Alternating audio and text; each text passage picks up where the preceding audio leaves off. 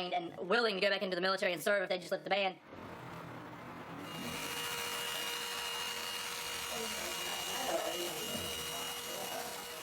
Where are you from? Originally from Lebanon. الكواري. أيوة. أنا سكنت في مصر لسنة واحدة. Yeah. For you, man. You speak it right back to me. Yeah, skin up to here, a little bit off the top. What are you in the army too? Yeah, I was in for 5 years. Are you out now? Yeah, I just got out in November. Yeah. They're lucky to let you out though, huh? I'm sorry? They're lucky to let you out. I've heard there's some tough. Yeah, the reason why I got out is because I didn't want to be in an army that didn't allow me to be openly gay. Okay. So, I guess so. if they were to lift the ban, I'd definitely go back in. You don't like the policy, what's it? Don't tell, don't ask, don't tell. Don't ask, don't tell, yeah. And the audience will just hear story, and then sort of connect to each other. And then, Alex, you're going to finish it, and we'll take in the questions. We're not activists. We're not professionals. We're young, ordinary people. And we're just kind of living our ordinary lives to come do this for a little while. I like the idea. Admiral Steinman is a retired Rear Admiral in the Coast Guard. He's also a medical doctor, and he is the highest-ranking person in the military to publicly come out as being gay. The strength of this tour is your stories, your personal experience. And the cost of Don't Ask, Don't Tell is the loss of you guys. Look at the 3 linguists in this room, combat Iraq veteran, combat Iraq veteran, I mean, on and on and on. That's what the cost of Don't Ask, Don't Tell is. How do you say to this group, you can't serve? We don't want you in the military. This law puts them at risk for just having their career terminated arbitrarily. We have this huge hurdle to get over with. The law has to be repealed. And to do that, we need the public's support. Because ultimately, you've got to have Congress repeal it. And I really admire their motivation to work on this issue by virtue of their own stories. One of the primary reasons behind the intelligence failures leading to 9/11 was that the Department of Defense's National Security Agency did not have enough Arabic linguists to translate the backlog of intelligence from Arabic into English before 9/11. And one of the ones that really struck me was a small phrase, Bokra Safar in Arabic, which means tomorrow is 0 hour. Any one of the 54 Arabic linguists discharged under Don't Ask, Don't Tell could have easily translated that phrase and others from Arabic into English in a timely manner before 9/11. So the question we need to ask ourselves is, do we really care anymore if the person who translates the next piece of crucial intelligence is gay or straight, as long as he or she gets the job done quickly and accurately and helps save American lives in the process?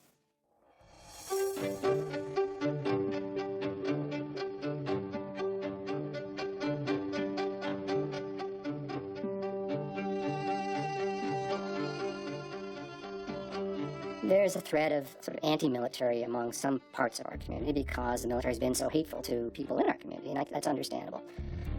And some gay and lesbian members have said, I don't want, I like Don't Ask, Don't Tell, because then I won't be drafted. I don't want to have to serve in the military. And I say to them, look, we can't, as a gay community, ask for the same rights as our straight counterparts in this country if we're not willing to have the same obligations as they are. We have no credibility if we say, we want all these rights, but we're not going to help pay for it with our service, and unfortunately sometimes with our lives. The other argument that really gets into my craw is the one about how no soldier wants to be in a foxhole with a faggot. Well, that argument's bunk because no soldier wants to dig a foxhole. Okay? We don't have to worry about them getting up in the morning. God knows nobody wants to do that. It's not about what the soldier wants to do. It's about order and discipline. If you tell me, take that hill, my pride, my discipline will have me take the entire mountain range. If you tell me, hold the high ground for 4 hours, I'll hold it for 20. If you tell me, serve with a gay man, I will do it, because I'm ordered to. And that's why I'm a soldier, to follow orders, to do as I'm told, to serve my country. When I enlisted, I knew that I was gay, but still didn't believe that I was gay. Or maybe I should say I believed that I could not be gay if I tried hard enough. Stop that bitch! Suck it, fuck you, suck dick! Thanks, man. My mom will appreciate that. It's easy to fit in with the jokes, to play along with the jokes, to make the jokes about anything that's nasty and dirty. Everything from sex with women to sex with men. So I got through a lot of it with my humor. What I went through with my unit in Somalia, it was very stressful to deal with it, and I got diagnosed with post-traumatic stress disorder. Part of the symptoms has a lot to do with your relationships with people. It's difficult to allow people to get close to you. So I couldn't answer the doctor's questions about my post-traumatic stress disorder. I couldn't, when he asked me, how is your sex life? I couldn't tell him that it was non-existent. I couldn't tell him that, I have a difficult time developing a relationship with a boyfriend. I don't trust people. These are things that if I answered his questions, I would be violating the don't ask, don't tell policy. It would be like if when I went in to talk to the doctor about my back, I could tell him everything that was wrong with my back, but I couldn't talk about my spine. I realized that if I ever wanted to get healthy, I was going to have to leave the Army.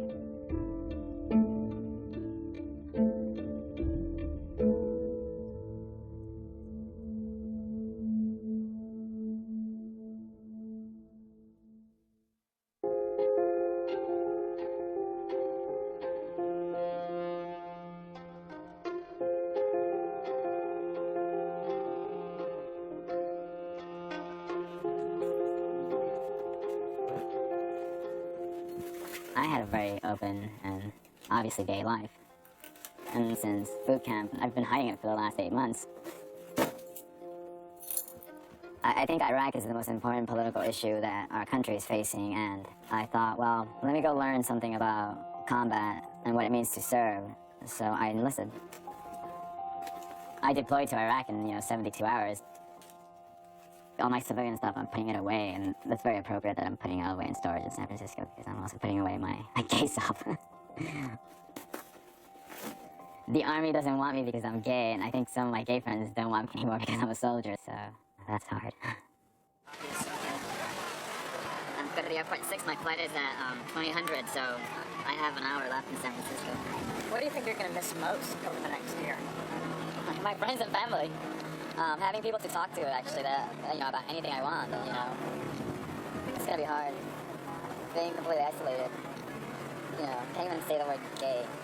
It's really strange. I hope I don't have. I know it's really weird. So I feel like I'm going to have this kind of breakdown. I'm trying to smile to kind of cover that up. Please don't have one. No, I won't. But I mean, it's people go to war and they come back, and there's all these mental hopefully, well, you will come back. I have faith that you will come back. But what you're going to experience and what have you is something that is going to affect you for the rest of your life. Those are legitimate worries. I had them too, trust me, Dwayne. But I had $65,000 of student debt, so they'll pay my debt. And also, it was, I feel like Iraq was important, and maybe I could do some good there. Why did you think it was important, or what do you think is important? I think it's important that Iraq becomes a stable, democratic country, and that's political work, what we're doing in Iraq. It'll be the most important political work I will probably ever do in my life. Securing the peace for people. So it's politics, it is. I mean, unfortunately, I have a weapon with me, but it's the reality. Dwayne, take good care of yourself. I'll see you next year. Okay, love you too. Take good care. I'll be in touch. Goodbye, doctor. I'll see you. Goodbye. Okay. Bye. See you next year. Bye.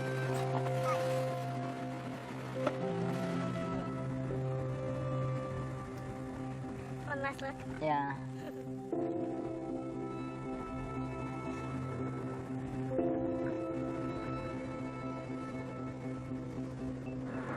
I'm saying goodbye to all this.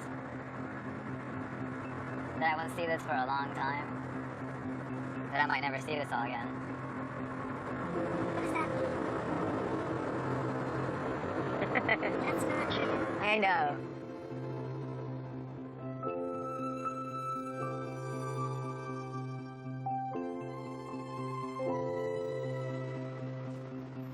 I'm not scared to be alone. I don't need approval.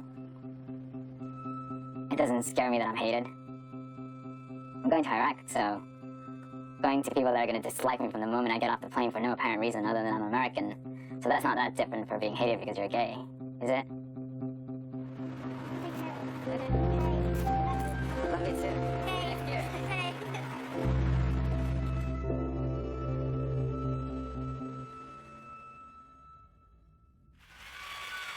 Ladies and gentlemen, the next president of the United States, Bill Clinton.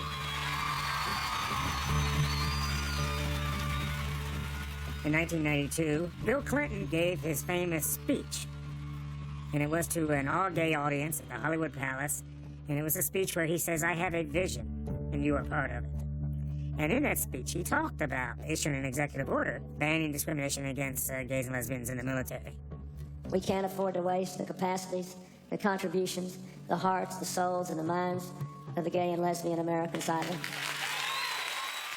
With the excitement of the 1992 campaign, with the inclusion of the LGBT community within that campaign, we could dream again.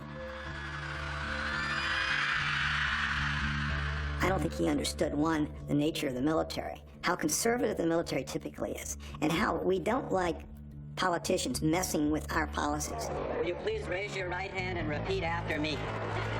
As soon as he tried to lift the ban, opposition forces mounted, even within his own party, and a coalition arose consisting of relatively conservative Democrats like Senator Sam Nunn, the Christian Right, the Republican Party, and the Joint Chiefs of Staff. You're fooling around with people's lives just for a sexual experiment, and many of us in Congress are not going to stand for it. I don't want people that have an ailment that inhibits their performance, because I really want people that are going to be forgetting about their individuality and focusing on team effort and can build trust and confidence in one another in these incredibly tough environments where there's forced intimacy, there's no privacy. These are the 24/7 reality of our military today. This became a pet cause for Christian right churches. They orchestrated a letter-writing campaign that generated tens of thousands of letters that were delivered to members of Congress. And they also used their media network to generate stories in the media that would scare the public into believing that if the ban were lifted, then the military would be harmed. They produced a very inflammatory film called The Gay Agenda, and they aggressively distributed that film to every member of Congress, to all of the military leadership. And yes, their scare tactics worked. We come to this conclusion that with homosexuals, we don't see that they're going to be able to function the way that we want every soldier to function.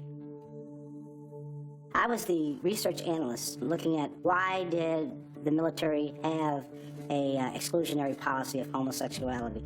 I found the best way to start this research was look at how the implementation of the integration of blacks into the armed forces occurred. Prior to 1947, African Americans served in a separate organizational structure. That is, all blacks were together in one unit, commanded by a white, of course. President Truman signed Executive Order 9981 without any congressional involvement. He just signed an order that said, henceforth, the military services is going to be one, and it's going to be multicultural. It is my deep conviction that we have reached a turning point in the long history of our country's efforts to guarantee freedom and equality to all our citizens. And generals and admirals all started yelling about they were going to retire, they were going to get out, and President Truman's response to that was, I'll see your retirement on my desk in the morning. Didn't happen. Had President Clinton signed a similar executive order as President Truman had done, the implementation process would have been similar, if not exact. The gay ban has always been a policy desperately seeking a rationale.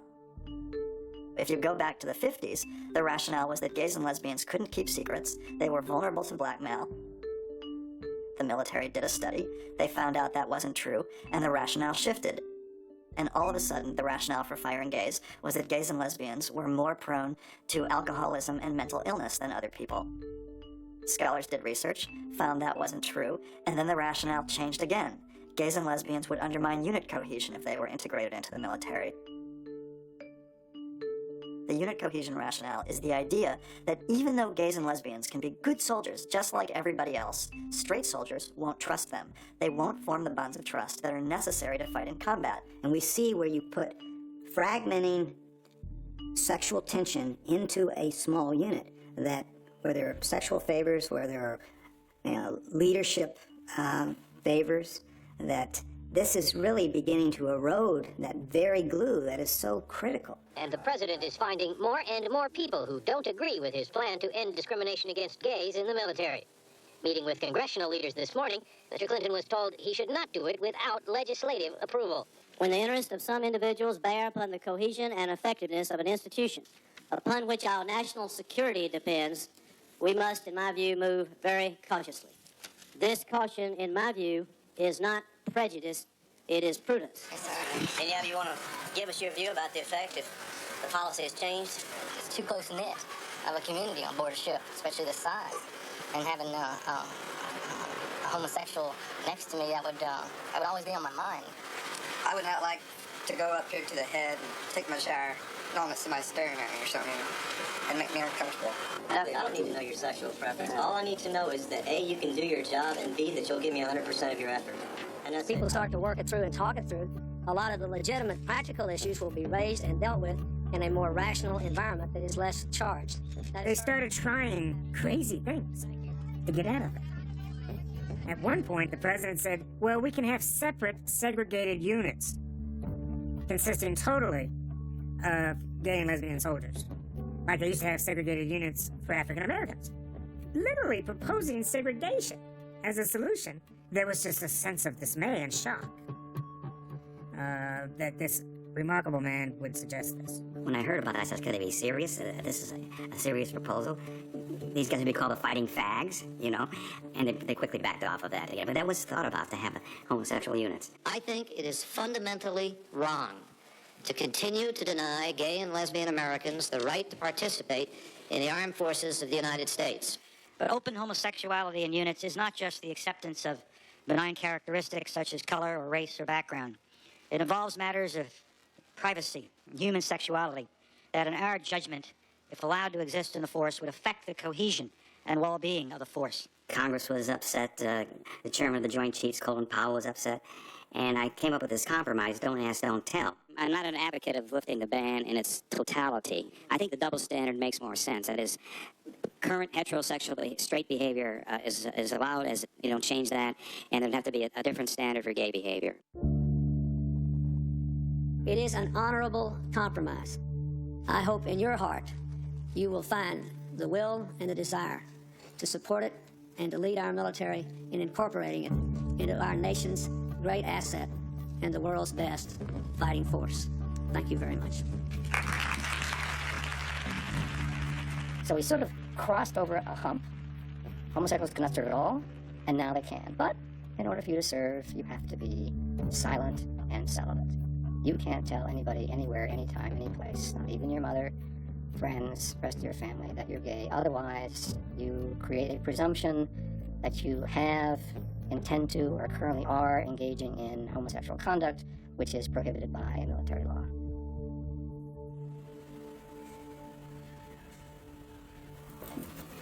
You know you're ready. Yeah. Okay. And we have a WCCO radio interview at 9:10. Okay. They're calling here. Oh, the client here? Okay. Sounds good. Okay. Shit, is that our interview? Probably so. 9:10, yeah.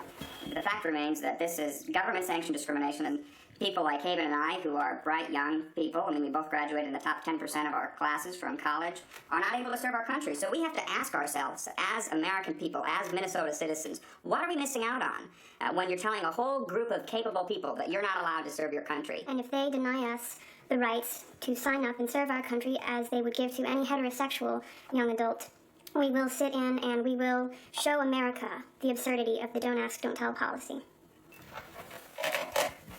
Is that an okay interview? It's our first one and we'll get better at it too. Okay. I'm proud of you. In the 13-year history of Don't Ask, Don't Tell, I have never heard of an instance of an openly gay person walking into a military recruitment center and saying, send me. Let me have the right to serve.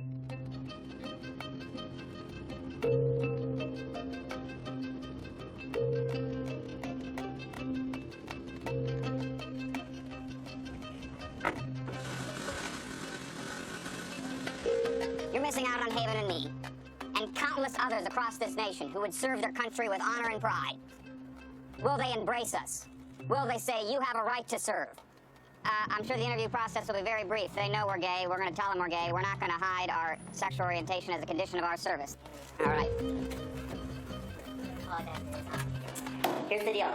To be a member of the Minnesota Army National Guard, there's two things. You have to be morally and physically fit and mentally fit. During his interview with a Minnesota National Guard recruiter, he disclosed that he was indeed homosexual.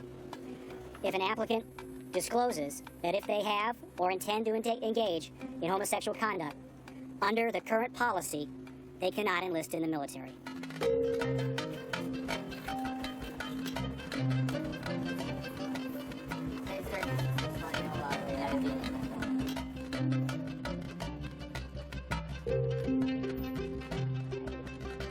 We want to see young people making this something national.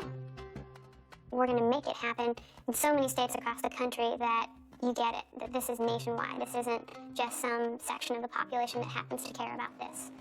And what is required to start this conversation about Don't Ask, Don't Tell in every city is to have at least one person to be the enlistee and try to go in, sign up, and take this process as far as he or she can. Good morning. Hi. My name's Rachel. How you doing? Good. This is Eddie. How you doing? Eddie and I would like to enlist this morning. Graduate high school? I did. Okay. And any medical problems? None at all. Any police involved? Nope. Okay. Well, that'd be no problem. You got all your documents. I guess what Eddie and I have not yet mentioned is that we are both openly gay people. Okay. And we want to show the people of Shreveport what happens when young gay people try to enlist and not hide themselves. Well, that's not a problem. You know, I have no offense to anyone. But unfortunately, that is the law. The law that is governed by Congress. We do understand So I that. cannot control that. I completely understand that. I know that it is your job to uphold that law, and that's what you're here for, and we totally respect that. But we don't accept that as not a reason to serve, and so we're still here in line to serve. Well, I can't sign you up. It's plain and simple. Unfortunately, that's the law. I can't do that. All right, well, we will just be sitting here, and if you decide that you do want to sign us up as openly gay, fit, confident, young individuals, we'll be right here. All right? You can do that. All right.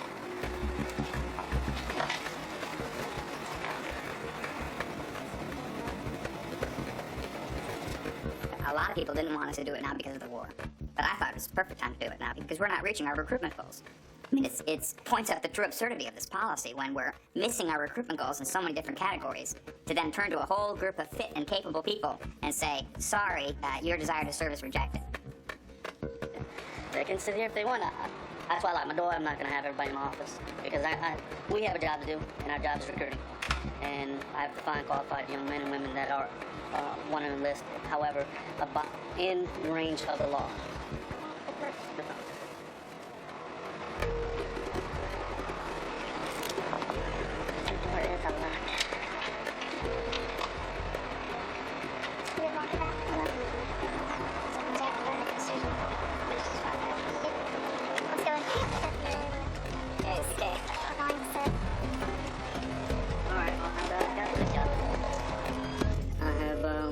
Protesters that 1, 2, 3, 4, 5, 6, 7, 8, 9, 10, and some news people. They're protesting for gay rights to join the military. No, ma'am. Do you have a permit? No, we don't. Wait. No. Do straight people need a permit when they try to enlist? Ma'am? Ladies and gentlemen, it's 6 o'clock, and as we discussed this morning, you're welcome to stay in this public building until we close, which is 6:30. But if you want to stay in this office past 6:30, I'm afraid I can't allow that. And again, I'll have the city police remove you. All right.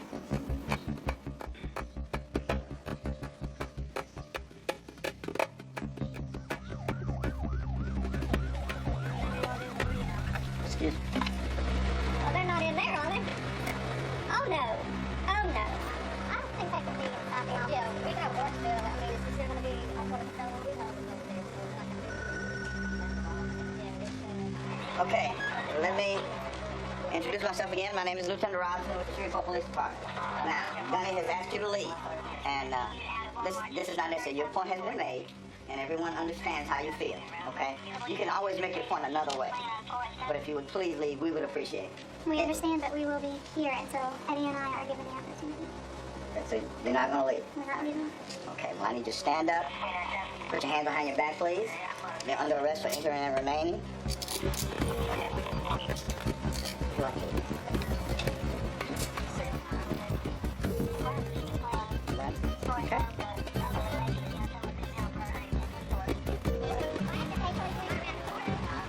think trespassing has everything to do with what this policy is. You know, the people who sat in at lunch counters were arrested for stuff like trespassing or loitering or failure to obey a police order. They were told to leave when they wouldn't leave. When you get arrested, you are making that point. Whereas if you were to simply walk home and leave when you're told no, you're not making that point.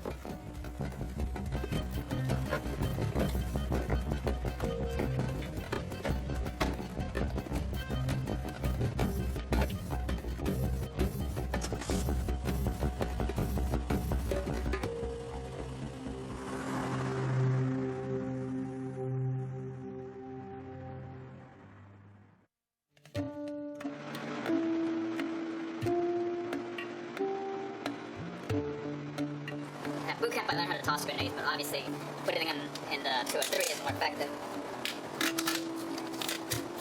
And that is ready to go. You know, I've had to change the way I speak, the way I am, certain things about me that before I would pay no attention to. And the fact is, the policy is making me have to make these lies. You know, 'cause I would just prefer to be honest and say, I'm a gay soldier, I'm a gay American, and I'm single and I'm autonomous, but I have to create ex-wives and pregnant girlfriend. It's just like, you know, a scenario that doesn't exist, so I can be fully accepted as a soldier. I'm sure there must be someone else. In our company, for sure, there are 120 of us. There has to be more than one gay person. I just haven't had an interest, really, to find gay people, because I just think it would make it worse for me to, like, know other gay people. Yeah, it's just better to suppress those things till after you're done. The gays in the military are just as militant as anyone else, so, you know, they're told to do something, they do their duty, and they follow their orders.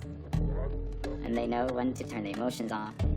And if you can turn off your emotions, you can also turn off your sexual feelings. Thanks so much for being with us on our afternoon drive. My guest is Alex Nicholson. He is a South Carolina native that has country until he was told he can't serve his country any longer because he is gay, even though we have a desperate need for folks that can go and do what he is incredibly qualified to do, speaks 5 languages, including Arabic. Again, thanks for being with us, Alex. I want to get to some phone calls, see what folks have to say. Welcome, you're on WVLC. I don't think they should be discussing their sex life with their commanders or anybody else. I mean, I'm not saying he did anything wrong, but I don't think commanders should have a right to be able to ask, you know, what's your preference. I appreciate the telephone call, Chuck. Thank you very much for making it. They don't have a right to ask you unless someone first comes to them, right? Technically they don't, but unfortunately in a lot of cases they do. That is, it's, you know, the full policies don't ask, don't tell, don't pursue, don't harass. Unfortunately, the only thing that's really strictly enforced is the don't tell part. The don't ask, the don't pursue, the don't harass is really not enforced. And based on merit alone, I don't think he's done anything wrong. But in reality, when you do put females out in other units in ground combat, it is disruptive for the unit. So I just posed a question back. Would it be disruptive if people knew that he was homosexual out in combat with the ground forces? That someone can easily have a problem with the fact that the person beside them is a woman, and many do in the military still, or the fact that the person beside them is African American or Asian, and many do in the military. But we don't have policies that favor those racists, those sexists, those bigots. We do have a policy, unfortunately, that favors the few homophobes in the military. Hey, Kev, men go to war to protect their women and their family and their children. And I don't care if somebody's red, orange, green, indigo, blue, or violet. Women do not have any business being there, and homosexuals don't either. It's for men that are men. Now, I know how that's going to sound to this guy over there. He's going to call me a homophobe. But I just, quite frankly, don't want to be in the... I mean, would you rather be in the foxhole with a John Wayne or a Liberace? If you actually sit down and think about it, when you're in combat, when someone is firing at you and you are going for your weapon, you are going for your bulletproof gear, are you really worried about your sexuality? Are you really worried about the person next to you's sexuality? There's certainly no one making sexual advances to you out in a combat zone whenever someone's firing at you. I mean, that's really not an issue. So people always bring up this argument of, well, what about in the foxhole? You know, it's proverbial foxhole. What about when in combat? I mean, that's your sexuality, sex, anything to do with that is the last thing on your mind when your life's in danger. I can guarantee you that.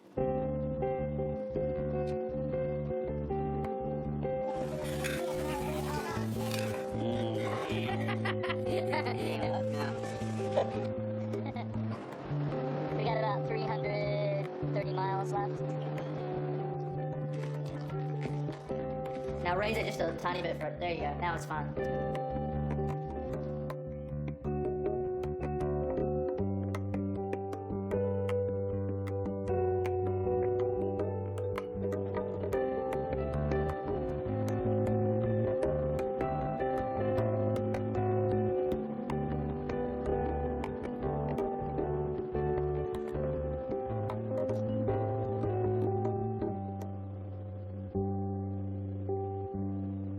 Hey. Hey, Jared. How you doing? Good. How you doing? Good. Hey, how are you? Good. Good, good. You hungry? Yeah. Okay. I'll Would have you a cherry like coffee square. and cherry squares? Yeah, please. Okay. Thanks. This is my bedroom. Here are different ribbons I've gotten. This is my Army Achievement Medal. This is a Good Conduct Medal. I was so proud of accomplishing basic training because I had proven my masculinity. And so 3 months after I got to DLI, I was allowed to go off post, and so I got this tattoo done right away. And this Chinese character, Yong or Ying, means honor, which is like the main Army value. So like the fire of honor. Really, really cheesy and stupid. But hey, you know, I was proud of it. Pretty much everybody knew I was gay, my whole entire unit. And no one cared.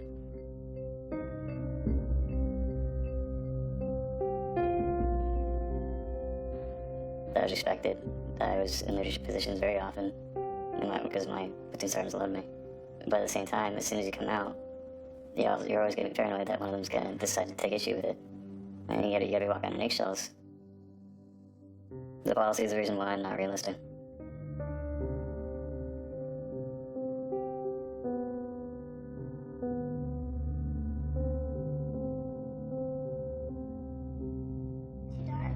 That's good. Okay.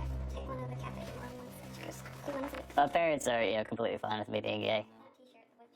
They stress to me all the time, do what you want to do what you feel is right, because that's who you are. The chosen career path in the Army is something he would have done well at, would have excelled at. The fact that he is gay blocked that path for him, and it is the Army's loss, the military's loss. Almost as if George has been harassing me. It used to be in the military, they try to pick the best and brightest and keep them. And now you've set up a whole different standard, whereby your best and brightest very well may be shown the door. It's just something we'll never know. We'll never know what kind of a difference they could have made.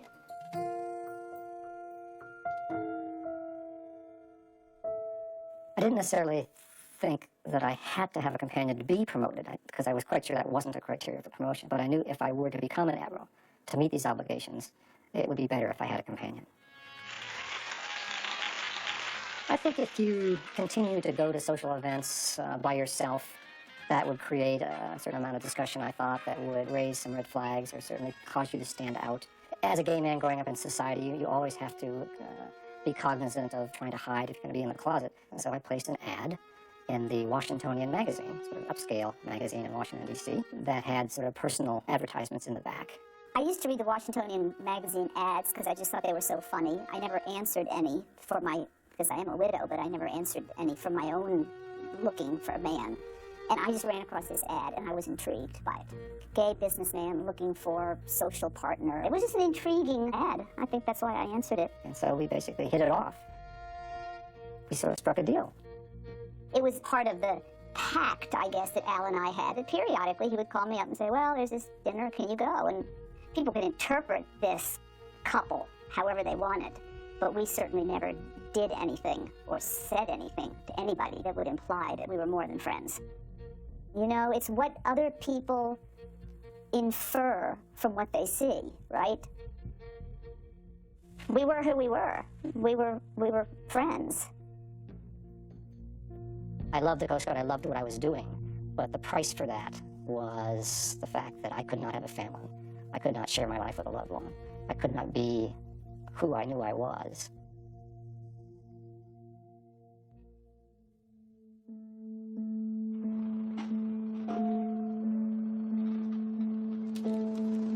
I've been adopted by a 7th grade class, so I have 7 or 8 students that write me regularly. Just wanna, you're my hero, I'm brave. I'm going to the war when I grow up. I wish you luck in the war. Well, Brian, I wish the war's over by the time you reach junior high. We've now been in Iraq for 4 months. And it's gonna be a challenge. Some days I don't know how I do this work. But every morning I get up and I put on my boots and do it again.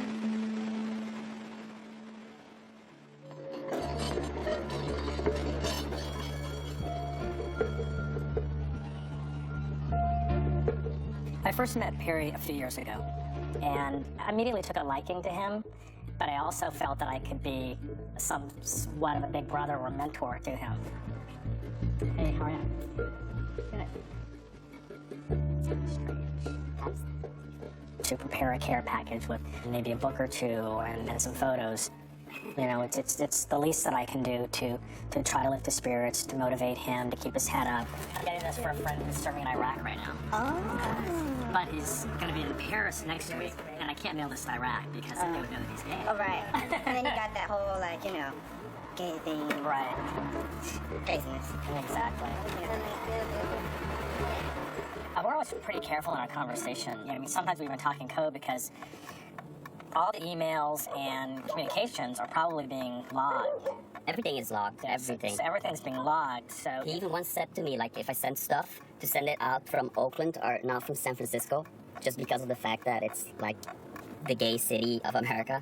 At times he seems desensitized to lots of things now, and he's shooting at people, he's killing people. His people in his unit are being killed, and so sometimes when I hear his voice or I talk to him, he seems like a different person. Hello. Hey. How's it going? Good. How are you? I'm surviving Baghdad. Are you primarily patrolling Baghdad? Is that pretty much where you guys are? Yeah, that's our main focus. Is we do patrols and raids. Mhm. Yeah, I honestly, I have no idea how you do it. I think part of our training is to do things that we're otherwise opposed, and it's not always about our choices. It's about the mission. So, I think sometime in the future, when we're away from all this, we'll understand fully what we've done. But here, we just function and get through every day. So listen, I got your email. So you're not gonna be coming back in June? No, it's a real bummer. I think we're coming back now in October. Yeah. So I just lumped the summer. Well, we missed you. I wish you were here to hang out with us and go out and play. It was good talking to you. I have to run, actually. Okay, well listen, big hug to you, and a big hug to all. Bye-bye, you too. They've extended his stay probably until October at least. So. I was wondering from day one, what's the point of going? Because, this whole thing about serving the country is like, you're a gay man, this country doesn't want your service. So why are you going in the first place? Maybe it's a German thing, maybe that's why I don't get it. But I just felt from the beginning, this is completely retarded. What is your point to go there? Even if you didn't completely grasp at the time when you signed up what you're getting yourself into and what's happening in Iraq, you know that this country doesn't want you. There's don't ask, don't tell. It's been in effect for a long time. So what the hell are you doing? From 73rd Engineer Company here in Mosul, Iraq, I'd just like to say hello to my wife and that I love her and I miss her very much. I'd like to say hello to my husband, Matt, in Fort Bragg, North Carolina. I just want to give a shout out to my wife in Tacoma, Washington. I love you and miss you tons. My friend Steven sent me Ralph Ellison's Invisible Man. Let's just say it's a double-edged sword. I'm an invisible man. No, I'm not a spook like those who haunted Edgar Allan Poe. Nor am I one of your Hollywood movie ectoplasms. I am a man of substance, of flesh and bone, fiber and liquids, and I might be even said to possess a mind. I'm invisible, understand, simply because people refuse to see me. Like the bodiless heads you sometimes see in circus sideshows, it is as though I have been surrounded by mirrors of hard, distorting glass. When they approach me, they see only my surroundings, themselves, or figments of their imagination. Indeed, everything and anything except me.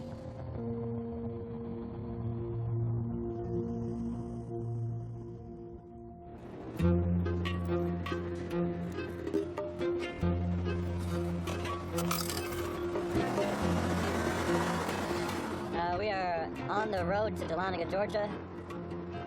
This is potentially one of our most aggressive audiences, and maybe even most informed audiences. These are people who are, the military is their life. Next person in your squad. If you don't know, call high. Alright. Okay, you guys listen up. So if you feel that you're in danger, defend yourself. You can't just go and shoot somebody, alright?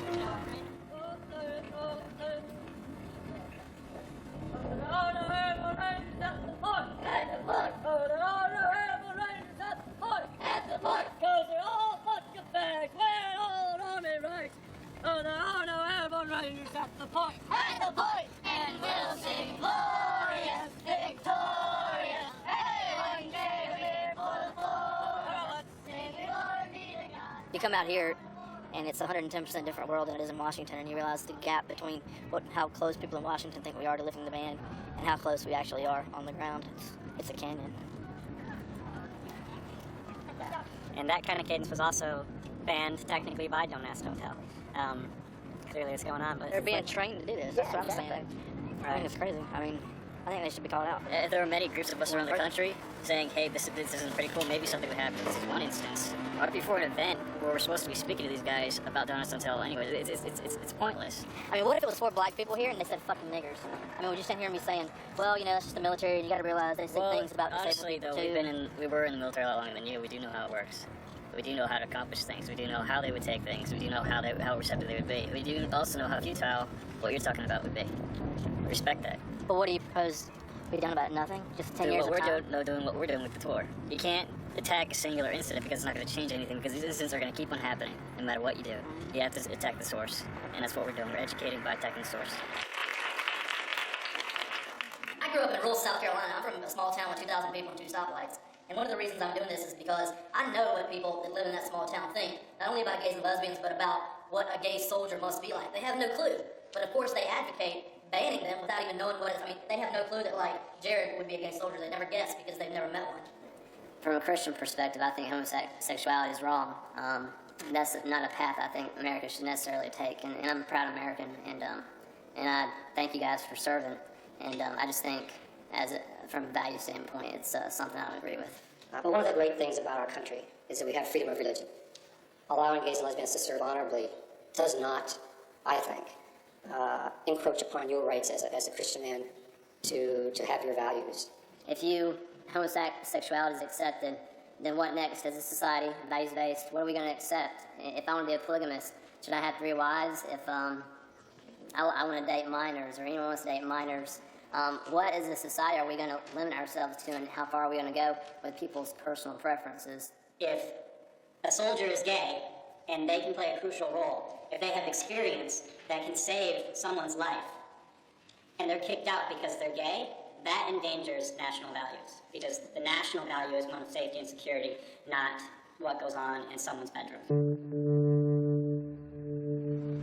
Iraq is in a really bad situation. It's a pretty bad mess.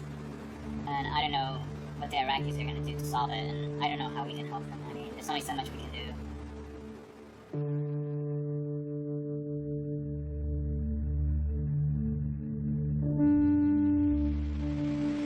I had the worst mission this week. We had to do a raid, and we stormed a house, and all there was a mother and her 4 kids. The woman was so terrified of us. Imagine 5 soldiers arriving at your house at midnight.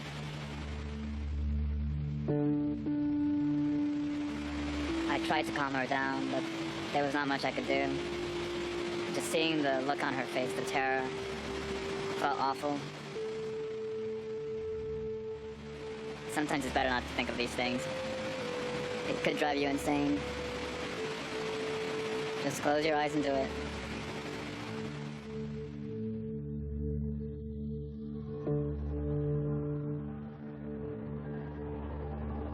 Part of my training is to turn off my feelings and follow my orders and critically question things. It is almost alien to me now. The only thing that's natural to me is response, trigger.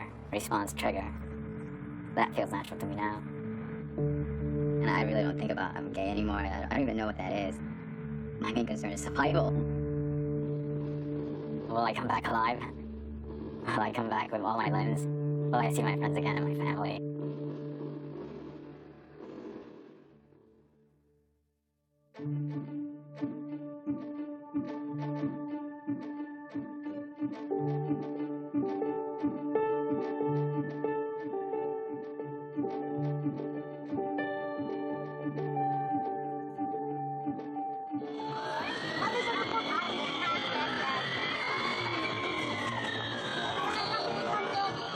Our experience since the lifting of the ban in 2000 has been to really wonder what the for all was about.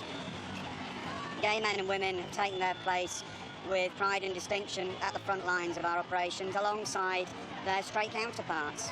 And we're very proud of the contribution that they make to our work all over the world. I'm very happy to be here today with my troops representing the service and also the gay community. For us, it's all about teamwork.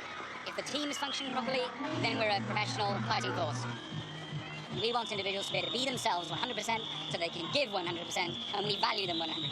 As far as we're concerned, we don't care what someone's background is, lifestyle, whatever.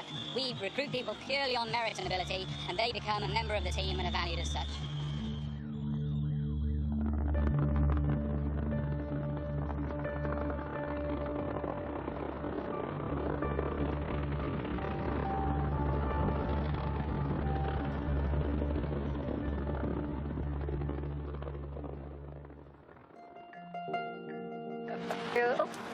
I think you might have gotten it. I don't know. All right. Shocking.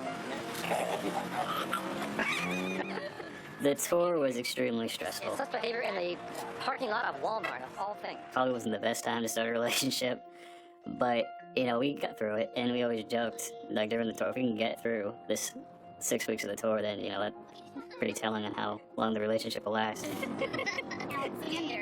You know, when we were done with the tour last year, I wanted to go back to grad school, and he wanted to go finish his undergrad. Jared and I decided to come back to North Georgia Military College, which is, you know, of course, the same place that when we were here speaking, we witnessed, you know, homophobic cadence march by. A lot of the cadets there will be leaders when Don't Ask, Don't Tell is removed, and they're going to have to deal with that. They're going to be having gay service members among the subordinates. We felt like we could make some sort of impact just being there, just our presence there, as a comfortable, openly gay couple. Like, I don't go out of my way to say, hey, my name's Jared, I'm gay. I just, if it comes up, it comes up. But if they ask who he is, I'll say he's my partner, and that's usually how people find out. They don't really understand what we're saying a lot of times, and so they'll be like, "Well, what do you mean partner? Like your tennis partner or something?" And we're like, "You know, like, you know, boyfriend, partner, you know, domestic partner." And then they're like, "Oh," and you can always see them, you know, kind of stare off into the distance for a second, and then they get it. Living together is great. I enjoy living with Alex. I enjoy having that lifestyle that I couldn't have in the military. You know, just being able to wake up every morning with the person I love and not have to worry about hiding it. It's one of my favorite parts of being a civilian.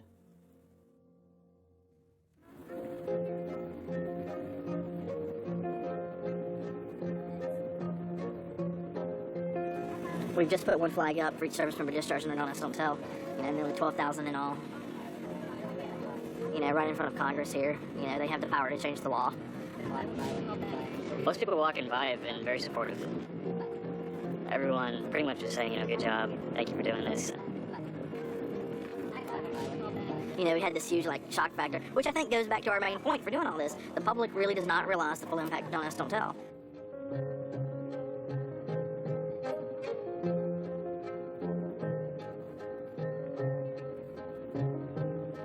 Today, November 30th, is the 14th anniversary of the signing of the Don't Ask, Don't Tell law. I, myself, am included among these 12,000 flags that are out today as one of those who's been discharged under Don't Ask, Don't Tell. Today, let it be known that we 28 general officers call on our government to repeal this failed policy called Don't Ask, Don't Tell. Our service members are professionals who are able to work together effectively despite differences in race, gender, religion, and sexuality. Such collaboration reflects the strength and the best traditions of our democracy. Thank you, and God bless America. If an issue comes up that they act inappropriately in uniform, then you have a policy to take care of that, whether it's heterosexual or not. And if you don't think there's a heterosexual issue every day in the military, then you're kidding yourself. Okay, so we'll look at that later. I still would absolutely love to go back into the military. I mean, 12,000 American flags out here. You know, these aren't just abstract numbers, these are real people.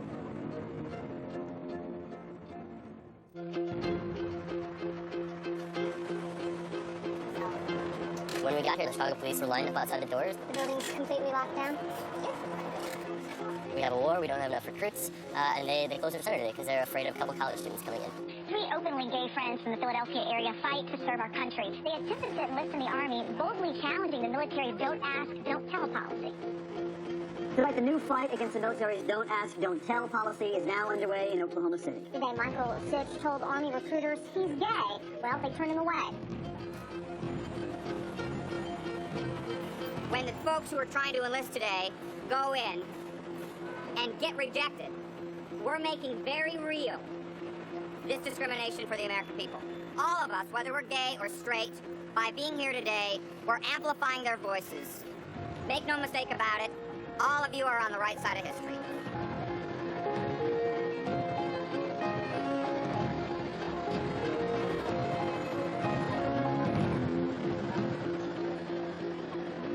I'm not qualified to come back in because of this right here. This is my official discharge paper stating reason for discharge would be homosexual admission.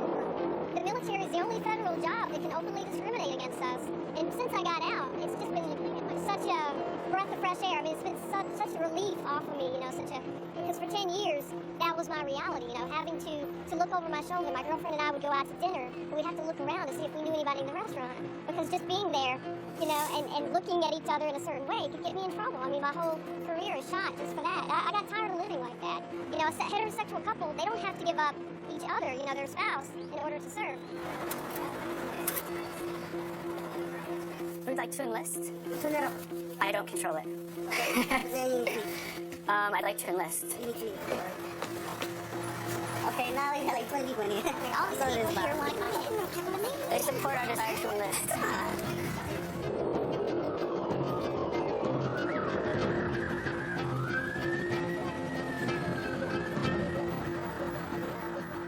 Would it bother you if you got stationed somewhere and you had to shower with a gay guy? No, what? And then it's on the floor. It bothers some people a lot. Some people, not for there to be a policy.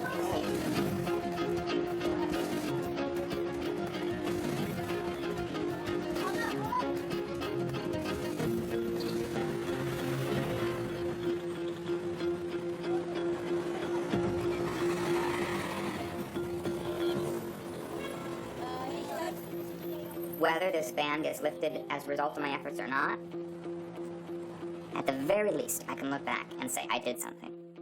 That I can say to my kids, this is what I did about it. This is the stance I took.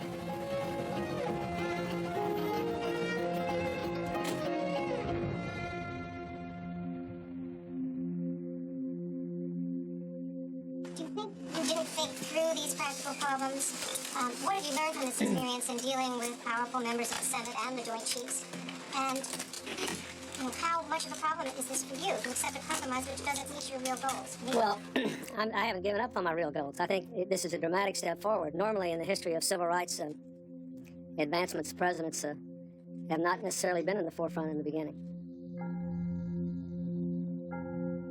I regret the don't ask, don't tell policy because it's been abused by people who were anti-gay to try to make the situation worse than it was before. And we had all kinds of guidelines for don't ask, don't tell, virtually all of which have now been disregarded. So I regret it very, very deeply. Well, I'm sure President Clinton regrets this policy because it has been an abject failure.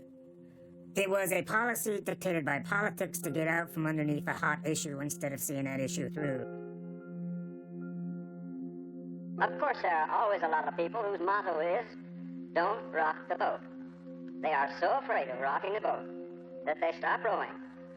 The United States needs the imagination, the energy, and the skills of every single one of its citizens.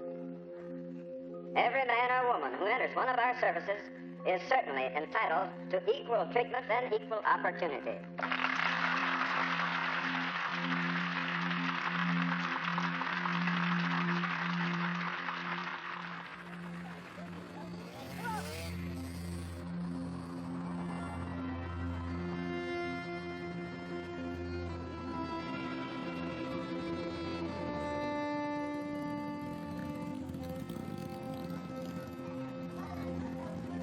It felt really weird to leave Baghdad. I was like, getting out of Baghdad, wow.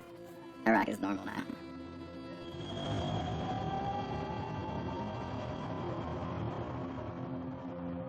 I don't have a gun with me, which is very strange. I have a gun every day in Iraq, and so I sleep with it. I eat with it.